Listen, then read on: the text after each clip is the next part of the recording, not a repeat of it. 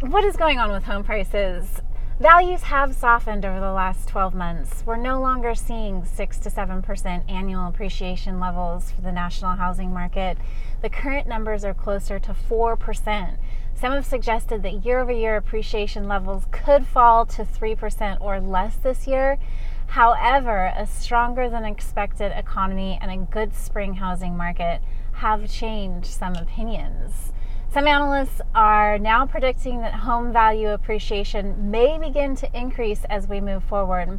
According to CoreLogic's April Home Price Insights survey, home prices nationwide, including distressed sales, increased year over year by 3.7% in March 2019 compared with March 2018.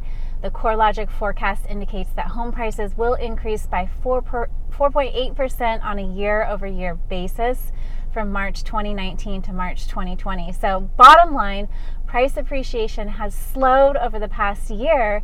However, a strong economy and a good housing market have many experts thinking that home values might re-accelerate moderately throughout the rest of this year. So if you're considering selling your home or purchasing a home, now is a great time if there ever was one. I hope you're having an awesome Thursday, and I will talk to you soon.